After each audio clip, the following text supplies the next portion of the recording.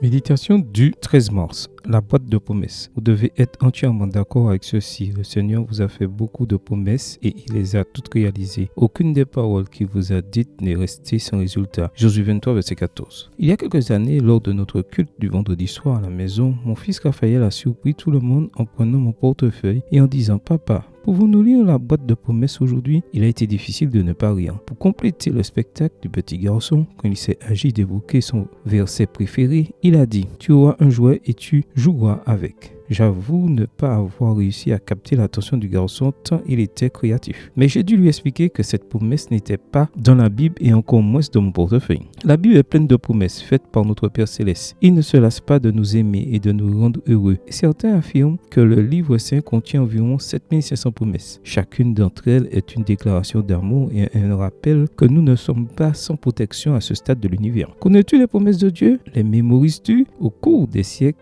elles ont transformé des millions de vies comme des victoires pour l'âme. Les promesses de Dieu ont encouragé les timides, fortifié ceux qui étaient tristes et donné de l'espoir aux perdus. J'aime le texte de Nombre 23, verset 19. Dieu n'est pas un homme, il ne ment pas. Il n'est pas un être humain, il ne change pas d'avis. Quand il dit quelque chose, il le réalise. Quand il fait une promesse, il la tient. Tu es peut-être découragé par la vie, triste de ce qui se passe à la maison, à l'école ou au travail. Sache qu'il y a un père aimant qui se soucie de toi. Regarde les promesses du Seigneur. Je me souviens d'un Américain nommé Gart qui, à l'âge de 44 ans, s'est vu diagnostiquer un cancer déjà métastasé. Les médecins ne lui donnaient que 8% de chance de vivre encore 5 ans. La plus grande crainte de Gart était de ne pas voir sa fille Emma terminer ses études secondaires. Il a donc eu l'idée d'écrire des notes sur les serviettes en papier du panier au repas de sa fille. Au cours des années suivantes, Gart a écrit à Emma 826 notes en promesse d'amour éternel. C'est une pâle idée de ce que Dieu fait pour toi aussi. Il a laissé de belles promesses écrites avec amour, larmes et sang.